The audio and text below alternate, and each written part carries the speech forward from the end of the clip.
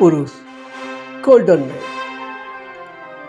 स्वर्ण पुरुष golden man. स्वर्ण पुरुष यानी स्वर्ण का, सोने का बना हुआ पुरुष। यह पुरुष एक खास खूबी के साथ बना हुआ होता है। आज आप उसका एक अंग काट लो, कल वो फिर से पूरा का पूरा पुरुष बन जाएगा। मतलब कि रोज़ रोज़ आप उसका एक अंग काटते जाओ, फिर भी वो हर रोज़ फिर से पूरा का पूरा पूर्ण स्वरूप पुरुष बन जाएगा।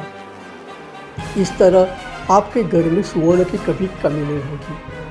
क्या ऐसा पुरुष हो सकता है? क्या ऐसा पुरुष बनाया जा सकता है? क्या संसार में ऐसी कोई विद्या है?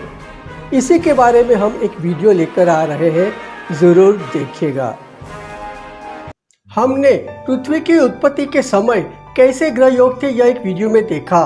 हमारी यह पृथ्वी अवकाश का एक हिस्सा है। तो अब देखते हैं कि अवकाश की उत्पत्ति कैसे हुई, खास करके अवकाशी ग्रहों की। अवकाश, उसकी उत्पत्ति हुई झिलमिल सितारों के साथ, जगमगाते चमकते दमकते असंख्य सितारों के साथ। अवकाश के यह जगमगाते तारे अवकाश को तो रोशन कर लेते थे, लेकिन उनकी रोशनी से अवकाश जितना जगमग हो रहा था उतना संसार जगमग नहीं हो रहा था। संसार यानी हमारी पृथ्वी और पृथ्वी के लोग। और अवकाश को जितनी रोशनी की आवश्यकता थी उतनी ही रोशनी की आवश्यकता पृथ्वी पर भी थी। अवकाश से पृथ्वी तक रोशनी ले आए ऐसे ग्रहों का अवकाश में होना जरूरी था।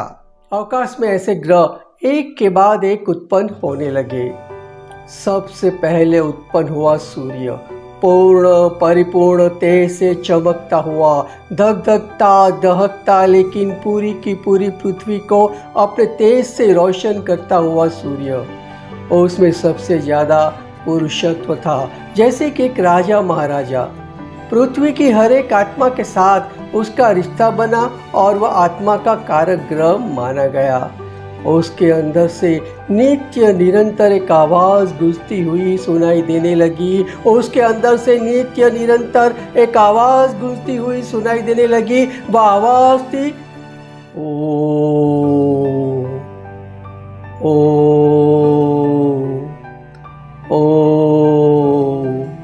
याद रहे, इस शाश्वत सत्य की पुष्टि अमेरिका की सबसे बड़ी वैज्ञानिक संस्था नासा ने भी की है।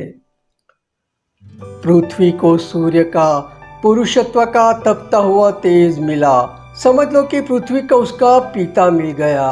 सूर्य मानव की आत्मा के साथ साथ पिता का भी कारक बना। लेकिन पृथ्वी की गोद में तो पूरा संसार था और संसार को केवल पुरुषत्व के या पिता के तेज की ही आवश्यकता नहीं होती है। संसार के बनने बसने बढ़ने के लिए स्त्रीत्व और माता के ओजस की भी आवश्यकता होती है। तो सूरज के बाद उत्पन्न हुआ चंद्र। चंद्र पृथ्वी के हर मानव के मन का उसने जिम्मा लिया। मतलब कि हर जीव के मन के साथ उसने अपना संबंध बना लिया। उसे मन का कारक कहा गया। मानव के मन की हर एक भावना संवेदना के साथ वह हमेशा हमेशा जुड़ा रहा। उसमें भी सूरज की तरह तेज तो था, लेकिन वह तेज सौम्य और शातादायक था। उसके अंदर एक स्त्री का हृदय था जो चांदनी बनकर सबको अपना सौम्य और संवेदनशील स्पर्श दे रहा था। उसमें सबसे ज़्यादा स्त्रीत्व था और इसके स्त्रीत्व में बहुत ज़्यादा हद तक मातृत्व था। यूं वह मन के साथ साथ माता का भी कारक बन गया। सूर्य के पास राजा का तेज था, चंद्र के पास रानी का ओजस था। ग्रह मंडल में यह दोनों राजा और रानी की तरह अपनी अपनी चमक दमक से चमकने दमकने लगे। उनके पास माता पिता का भी तेज और ओजस था। इस तरह अवकाश को अपना राजा मिला, रानी मिली, पिता मिला, माता मिली। जब राजा रानी है तो युवराज भी तो होना ही चाहिए। तो उसके लिए अवकाश में उत्पन्न हुआ बुध। उसके पास एक बच्चे का बचपना भी था और एक युवा का बुद्धि कौशल्य भी। उत्पन्न होते ही वह सूर्य से धूल मिल गया। चंद्र के साथ उसका मनमेल थोड़ा कम ही रहा। अवकाश में वह हमेशा सूर्य के आसपास ही रहने लगा। आप संसार के किसी भी मानव की कुंडली को देख लीजिए, हर एक कुंडली में आपको सूर्य और बुध या तो साथ साथ ही दिखाई देंगे या फिर बुध सूर्य के स्थान से एक स्थान पीछे या एक स्थान आगे ही दिखाई देगा। राजा बन गया, रानी बन गई और अब उनका युवराज भी आ गया। पृथ्वी को अब आवश्यकता थी सौंदर्य और ऐश्वर्य की, भौतिक और सांसारिक सुखों की, प्रेम और कला की। तो उसके लिए पैदा हुआ शुक्र। पृथ्वी पर जो भी ऐश्वर्य, सौंदर्य और पार्थिव सुख थे, उन सब पर शुक्र ने अपना प्रभाव बना लिया। मगर शुक्र अवकाश में ऐसे ही नहीं आया था। ब्रह्मांड में देव लोग भी है और दानव लोग भी है। शुक्र दानवों के गुरु के स्वरूप में अवकाश में शामिल हुआ था, इसलिए उसमें कुछ दानवीय गुण भी मौजूद थे। वह सूर्य और चंद्र के दरबार में एक बहुत बड़े महामंत्री के रूप में हाजिर तो हुआ था, लेकिन उसके अंदर संसार के मानवों के लिए दिव्यता कम थी। शुक्र स्त्री ग्रह भी था, क्योंकि उसके अंदर स्त्रीत्व अधिक था। इस कारण उसने संसार की स्त्रियों में वासना का अधिक निरूपण तक कर दिया था। और शुक्र के इन सारे गुण को बल दिया मंगल ने। मंगल वह शुक्र के बाद उत्पन्न हुआ। उसके अंदर जोश था, जुनून था और पराक्रम भी था। वास्तव में मंगल एक बहुत बड़ा योद्धा था, जो राजा रानी और प्रजा के संरक्षण के लिए उत्पन्न हुआ था। उसका पद एक ऐसे सेनापति का था जो आक्रमण और संरक्षण दोनों को बराबर जानता था। लेकिन शुक्र की संगति में वह वासनामय बनता हुआ दिखाई देने लगा। इस परिस्थिति में शुक्र और मंगल दोनों का नियमन करना आवश्यक था और उसके लिए अवकाश में उत्पन्न हुआ गुरु।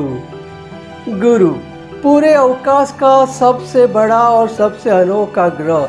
उसके अंदर सूर्य का तेज था, चंद्र की संवेदना थी, बुध का ज्ञान था, शुक्र का प्रेम था और मंगल का जोश भी था। और यह सब उसमें इसलिए था कि वह अवकाश में देवों के गुरु के स्वरूप में उत्पन्न हुआ था। उसमें गुरुता थी, प्रभुता थी, धर्म था, समझदारी थी, ज्ञान था और विवेक विनय भी थे।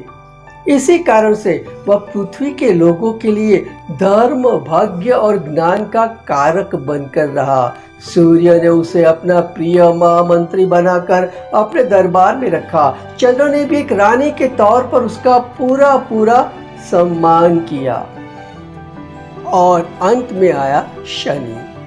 अवकाश में सूर्य सबसे पहले आया, शनि सबके बाद आया। वह भी बड़ी धीमी चाल से चलता हुआ। उसे जैसे कभी भी किसी भी बात की उतावली थी ही नहीं। सूर्य से उसके गुण बिल्कुल विपरीत थे और इसीलिए सूर्य और उसके बीच कभी भी बनी ही नहीं। अवकाश में यह दोनों ग्रह सदा एक दूसरे के सबसे बड़े शत्रु के रूप में ही दिखाई दिए। लेकिन शनि धीमा था पर कर्मनिष्ठ था। संसार के लोगों को कर्म के पुरुषार्थ में जोड़ने के लिए उसका बल ही काम करने वाला था।